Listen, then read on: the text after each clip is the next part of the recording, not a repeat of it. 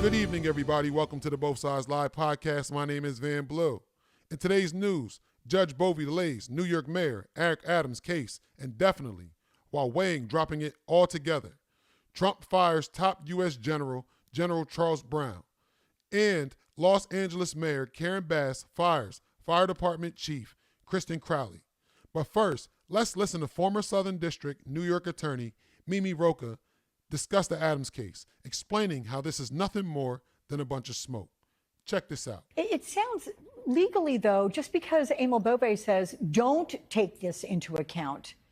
Legally, does he have a leg on which to stand to make that claim? I was surprised when he said that because judges take judicial notice of things all the time.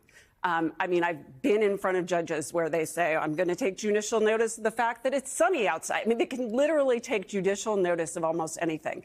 I think the judge, part of why, and one of the explicit questions he asked this new counsel, Clemente, to look at is, what can I take into account? And I think on that question, we will see that he will be able to take more into account. One extreme version would be getting other people like Danielle Sassoon to come in and testify. I don't think he's going to do that, but there's a lot that is sort of in the public record that the judge could consider in his ultimate decision and ruling. Now, it's no surprise that Judge Bovee is considering dropping these charges against New York City Mayor Eric Adams, especially when most people would consider these charges to be politically motivated. It's no secret that back in September of 2024, Mayor Eric Adams criticized the Biden administration's handling of the border crisis and its handling of illegal immigration. Shortly after these charges were brought forth, this is just another example of Democrats eating their own, especially when you have New York Governor Kathy Hochul coming under fire amidst a crisis where there's not enough correctional officers to guard the inmates statewide.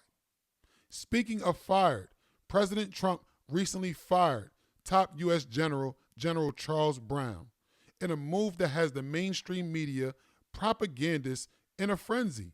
This is just another example of hypocrisy from the mainstream media, as this is not the first time a U.S. president has fired a top U.S. general. Back in 2009, President Barack Obama fired top U.S. General David McKernan, citing a shift in strategic war efforts as the reason for letting him go. But of course, CNN's Jake Tapper and Caitlin Collins will have a meltdown and point towards race and an attack on DEI as the reason for letting him go. Check this out. Breaking news, President Trump has just fired the chairman of the Joint Chiefs of Staff, his top military advisor. He made the announcement on social media. Quoting from his post, "I want to thank General Charles C.Q. Brown for his over 40 years of service to our country, including as our current chairman of the Joint Chiefs of Staff. He's a fine gentleman and an outstanding leader, and I wish a great future for him and his family." The president went on to say, "Today I'm honored to announce that I'm nominating Air Force Lieutenant General Dan Raisin Kane to be the next chairman of the Joint Chiefs of Staff." Now, Defense Secretary Pete Hegseth had previously called for General Brown's firing because of his, quote, woke focus on diversity, equity, and inclusion programs in the military.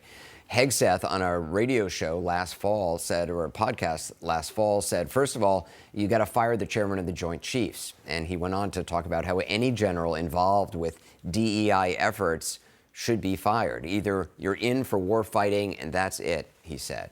CNN's Caitlin Collins has more reporting on this, and she joins us right now. It's not entirely unexpected, especially since the new defense secretary has been talking about this before he was even being considered for that job.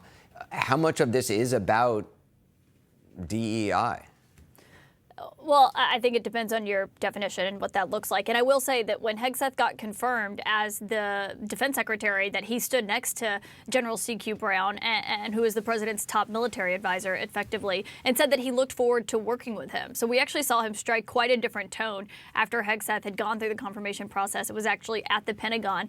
But one thing that was clear was this is something that has been long rumored for weeks now, that this was in the works, that this was going to happen, that they had not changed their minds on that feeling initially. independently of General CQ Brown ever since you heard those comments from Defense Secretary Pete Hegseth. And just to drive home how unusual this is, the chairman of the Joint Chiefs of Staff, Anderson, typically stays regardless of who the president is. Even if they change parties and it's a different administration, they stay for that 4-year term. And he started his in October of 2023. He succeeded General Mark Milley in this role. And so his term does not expire until the fall of 2027. But with this ouster tonight, Trump has removed him from his post and is now picking someone else to take this position, which really does drive home what you heard from Pete Hegseth in that interview back in November, blaming him for DEI policies. As expected, of course they point towards race and President Trump's agenda to eradicate DEI and woke initiatives within our military. As I stated earlier, back in 2009, President Barack Obama fired the top U.S. general, General David McKernan, and stated a shift in strategic war efforts as the reason for letting him go. Why can't this simply be the same? It's already known that Defense Secretary Pete Hegseth has stated numerous times that he would like to return the military's focus to lethality and warfighting. But of course, the mainstream media has another meltdown over everything President Trump does. This is just another example of hypocrisy and why they continue to lose credibility with the American voters. They either can't read the room or they do not want to read the room. Speaking of DEI, back in the beginning of the year when Los Angeles was battling historical wildfires, the mainstream media defended and even had meltdowns when people were calling the now former Fire Department Chief Kristin Crowley a DEI hire. Well, Los Angeles Mayor Karen Bass has finally decided to fire the now former Fire Department Chief Kristin Crowley in what appears to be an attempt at avoiding accepting accountability for her incompetence. Check this out. A major shakeup with the Los Angeles Fire Department as the city continues to recover from those devastating Palisades and Eaton fires. The fire chief is now out after weeks of a public rift. Mayor Karen Bass criticized former Chief Kristin Crowley for lack of preparation and mishandling the wildfire response. Bass said bringing new leadership to the fire department is what LA needs. Carter Evans was there for the announcement, and watch this. He had pressing questions for the mayor.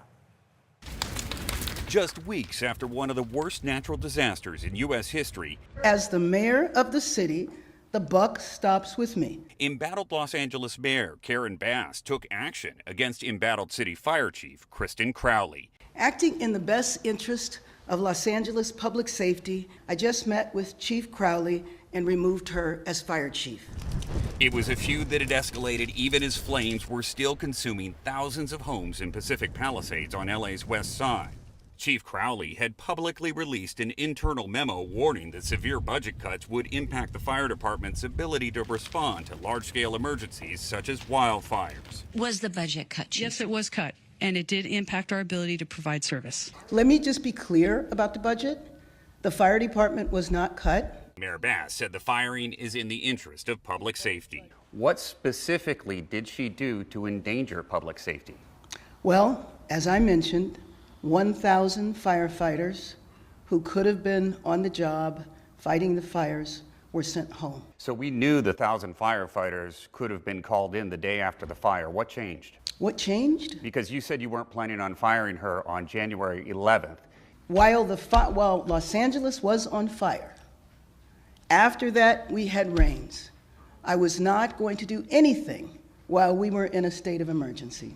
Mayor Bass also tried to deflect criticism about why she was on a trip to Ghana during the fire, despite warnings of life-threatening winds and extreme fire danger days before it ignited. Whenever there was a fire emergency, a weather emergency, or a hint of a problem, I am contacted directly. Did you see any of the forecasts before you went to Ghana? No. It all marks a stunning turn for LA's first female fire chief, terminated by LA's first elected female mayor. Following the news conference, the mayor's office was informed that the former chief has now exercised her civil service rights to remain with the fire department, but at a lower rank. Now, to me, it's no secret that California has been suffering from a lack of leadership for quite some time now. But what Karen Bass is doing is a full demonstration of incompetence and a lack of accountability. I mean, honestly, what kind of questions did she think she would be asked once she fired the now former fire department chief, Kristin Crowley, after weeks of defending her and even pushing back on the notion that she was a DEI hire. This is what happens when you elect incompetent leadership. Honestly, California, we must do better in future elections. We can do way better than Mayor Karen Bass and Governor Gavin Newsom. Now, I'm curious to find out what you think about the news that was shared on today's episode. Leave a comment below, hit the like button, don't forget to subscribe, and hit the bell icon to stay notified on all things in regards to the Both Sides Lie podcast. Thank you.